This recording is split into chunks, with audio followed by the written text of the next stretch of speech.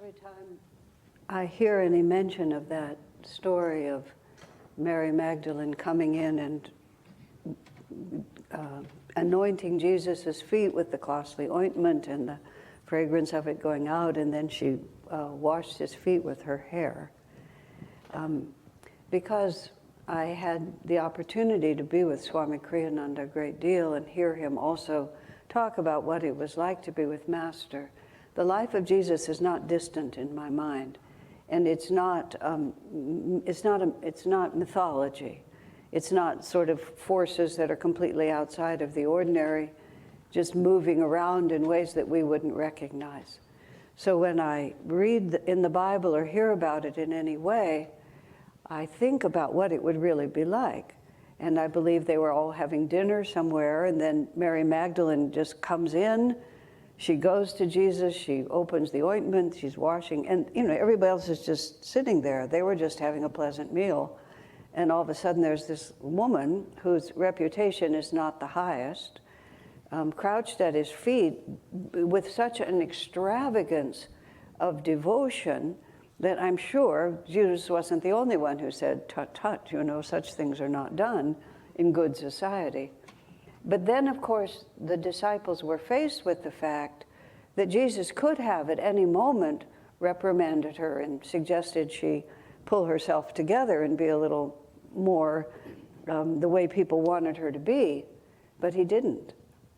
In fact, when Judas reprimanded her for doing it, or reprimanded in principle for the waste, Jesus defended her right to do it. He knew exactly what she was doing and why she was. Also, think about Mary's own state of mind. Now, of course, she was living already somewhat outside of society. She had shown herself to be very indifferent to the opinions of others. She was very, very strong, and now she had been saved by this man, and she didn't care about anyone else, saved from delusion and suffering and given the keys to liberation. But what moved her to come into this place where she hadn't been invited and behave in such an extraordinary way? What power there had to have been in the presence of Christ himself and the aura that was going out that would cause her to disregard everything. I have this to say about my love for God, manifested through the Savior here, and just threw herself at his feet. I mean, extraordinary. How many of us, the story is often told, and Swami writes it from the point of view of Judas's tisk and all of that. How many of us would have had the courage to be Mary? How lukewarm we are and how concerned we are. Let's see, how did this go? Just a moment. Oh, yes. In the Holy Science, when Master talks about the meannesses of the heart, one of them is too narrow a sense of respectability. It's translated sometimes in another way, but Sri Yukteswar has two different ways, but too narrow of a sense of respectability. It's always, for me at least, I was sort of a timid rebel, is how I would call myself. I didn't have a lot of regard for the conventions of society, but I didn't really have the courage. I don't know if I would have had the courage to break into the party like that. But think about what that means, about how she regarded what was important in life. And here is the picture, here's the contrast between the two of them.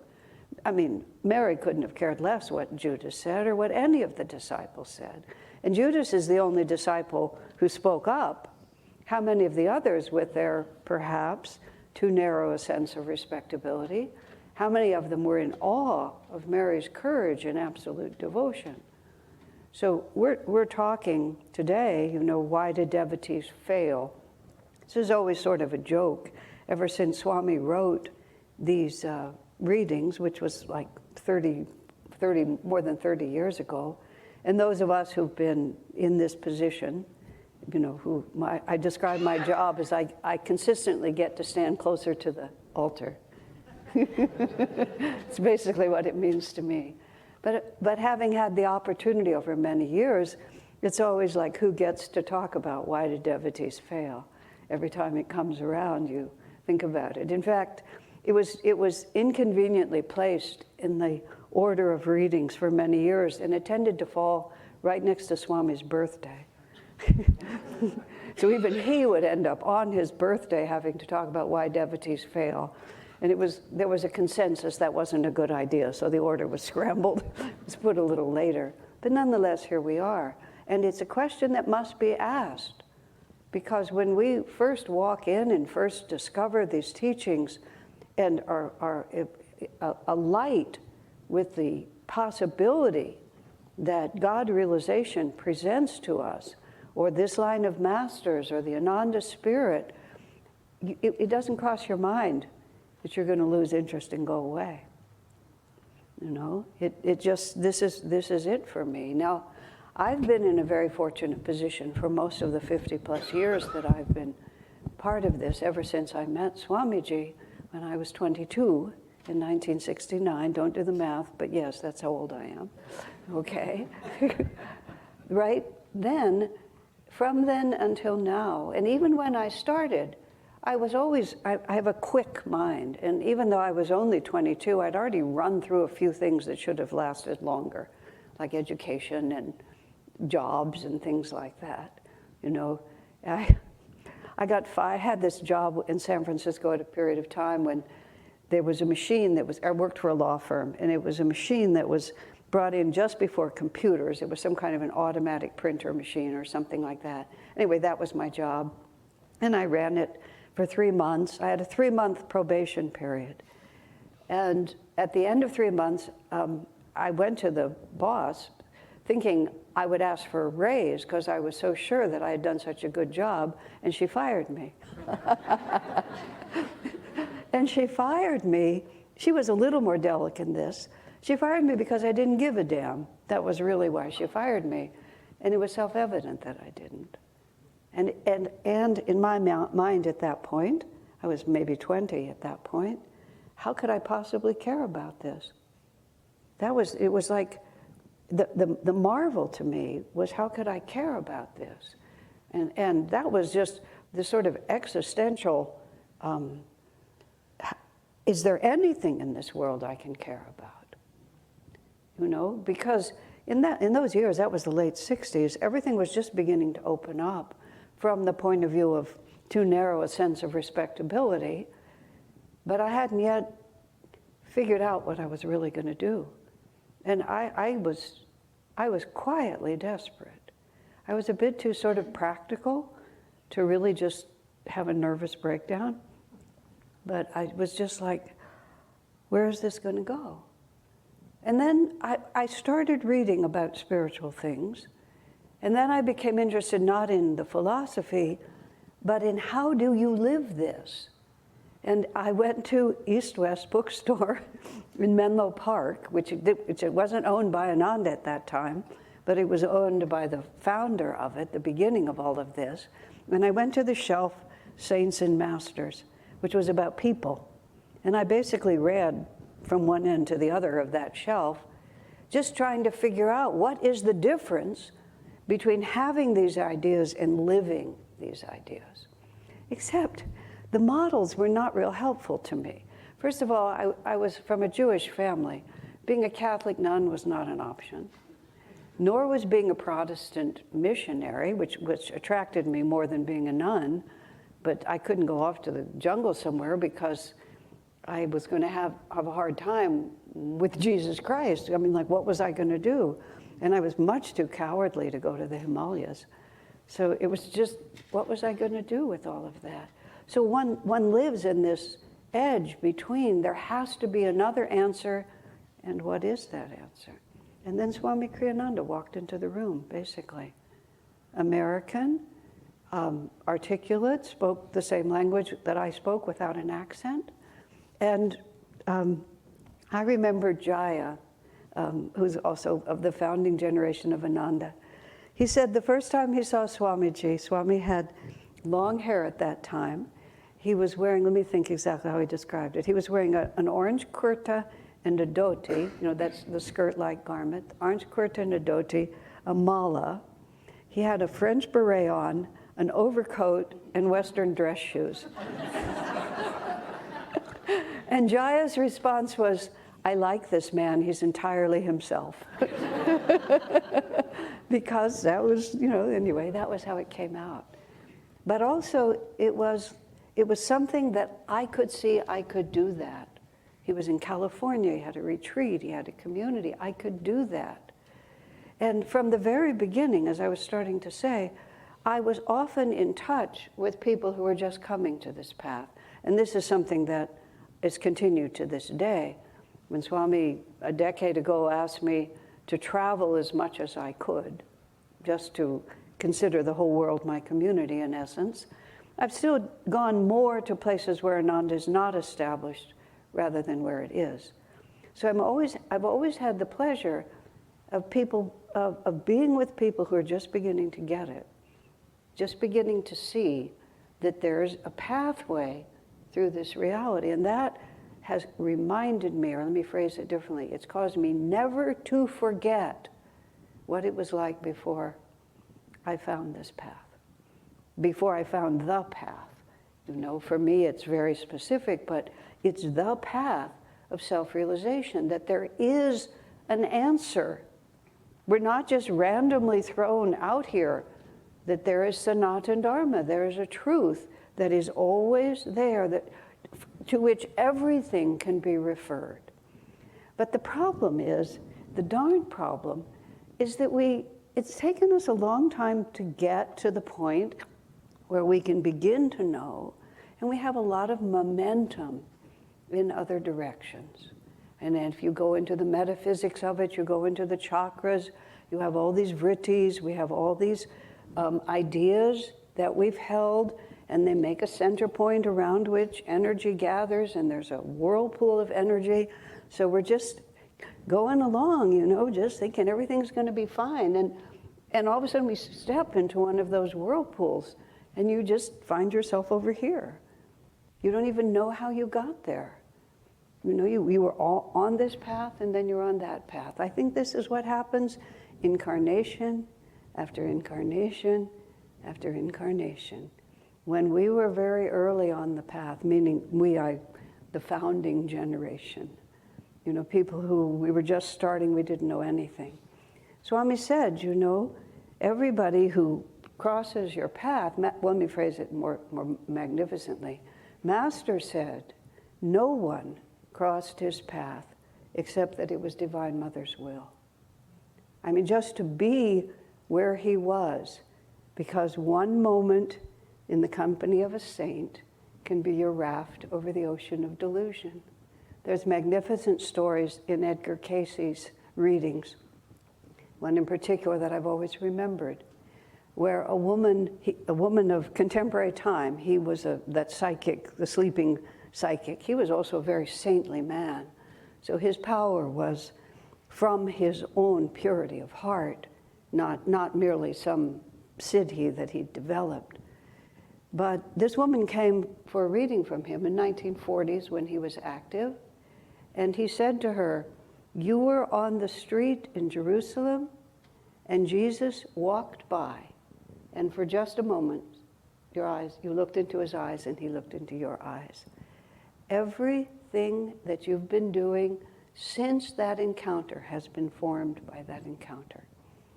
Isn't that just an extraordinary thought? Because something penetrated through all the confusion that we're normally working in. We're surrounded by a culture that doesn't understand. We ourselves have all this momentum from all the incarnations when we were pursuing everything else. And then somewhere in all of this, whether we're acting from having been on the streets of Jerusalem or met Master or one of Krishna's soldiers, or we're with Master when he was William the Conqueror, Yogananda told us that he was William the Conqueror, and then later he was a Spanish king, and we feel it was Ferdinand III. Both of those men spent most of their lives at war. And a lot of their disciples were out there at war with them. And I read in Swami Kriyananda remarked that Master knew his disciples had the karma to be soldiers at war, and he wanted to be there to help them go through it. Isn't that interesting? Of course, also he came as William to change the world, and he came as Fernando to change the world because Fernando kept Spain Catholic. The Moors were coming in, and they would have gone through Europe, and Fernando, for 26 years he was at war. I say this because I often think, how many of us, I'm inclined to say you, because I think I was the widow left to raise the children after you guys went out and got yourself killed in war. But in any case, as a disciple, we were given some heavy object, and he said, go bash in the heads of those people over there. Like, that's not how we think of being a disciple, is it? We think of it as, Om, Om. Where I'm going with this is, once we enter the path of self-realization, we have to put every aspect of ourselves into the light, into the spiritual light, and ask ourselves, will this take me to God, or will this take me away from God? And it doesn't matter how long I've defined myself this way, how precious this is to me. We just have to ask that question. And the answer to it is not so simple, renounce everything. It would be so much simpler if we could just go away. But the problem is, of course, the awkwardness is that you take yourself with you. And all of that goes with you. You can leave all the objects behind, but you can't leave your vrittis, your karma behind. It will follow you. So it's very, very subtle. What is right, what is wrong? Judas was so self-righteous about it. We should have saved this. And I'm sure he was embarrassed also by her extravagance. And we need one of the meannesses of the heart, too narrow a sense of respectability. We have to be courageous, the simplest thing in Swami Kriyananda's lessons for discipleship.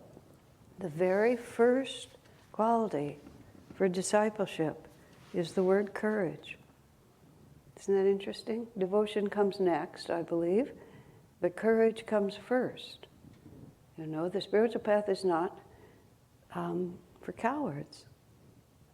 And it's not because we'll necessarily be given a heavy spear and go asked to bash in the head of somebody else.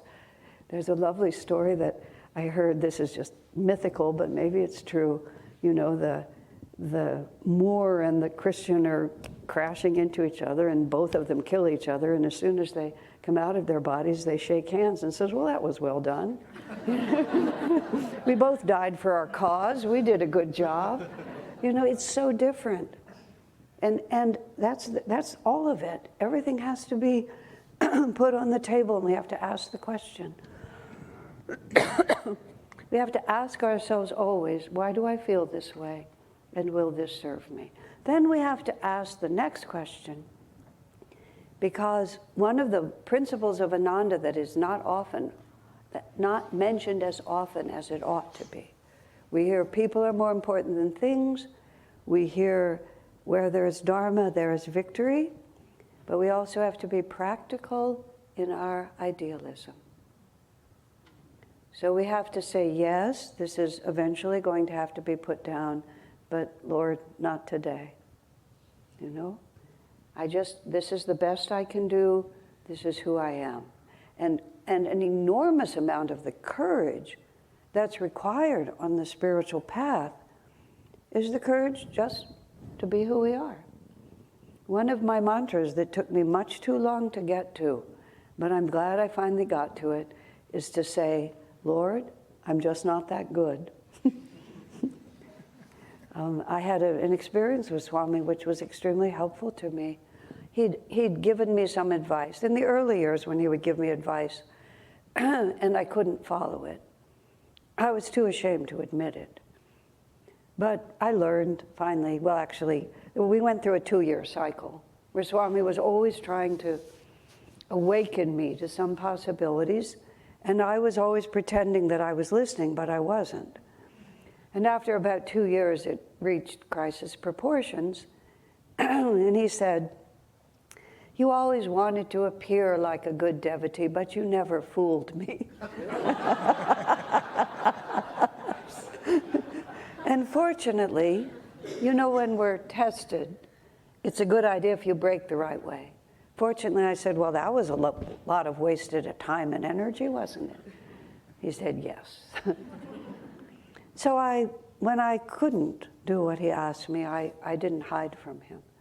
It took me a great deal of time to have the courage to bring my true self into the light. That I trusted that God loved me. And the courage, you know, to be loved as we are. And so Swami had given me some advice, and I couldn't follow it. I said, "Sir, you have to know I'm not doing what you asked me to do. Honestly, I do not think Swami took one extra breath." He said, "Well, so much for theory, let's talk about reality." Just like that, just as even as it could be. Because, well, let's quote the Bhagavad Gita. When Arjuna says to Krishna, you know, what if I try for God realization? I give up the world. I'm paraphrasing. I give up the world, but I don't get God. So at the end, I have nothing. Krishna says, my devotee is never lost. And he also meant never lost from my sight. I never lose track of you. And what did Master say? 1,000,000,000 times I will return again and again, 1,000,000,000 times if necessary, crossing crags of suffering with bleeding feet. I mean, really, maybe it's a little overdone, but it gets the point across, doesn't it? And why would he do that?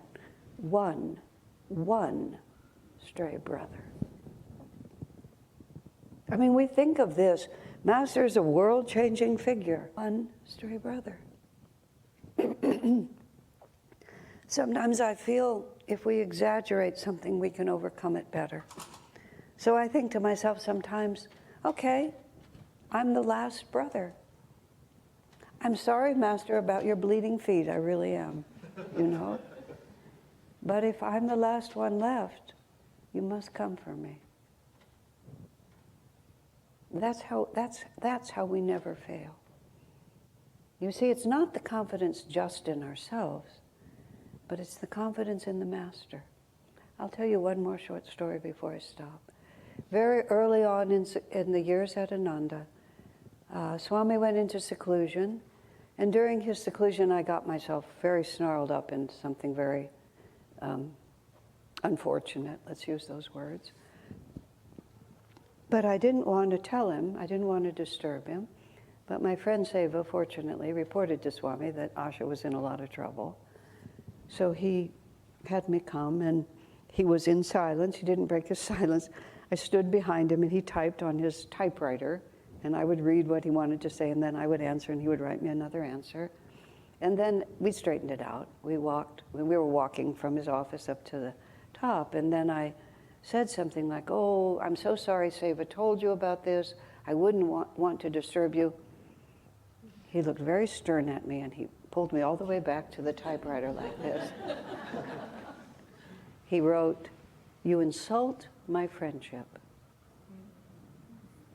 That you would imagine that my convenience was more important than your welfare. You insult my friendship." You see? The Masters live for one thing, which is to share their consciousness with us.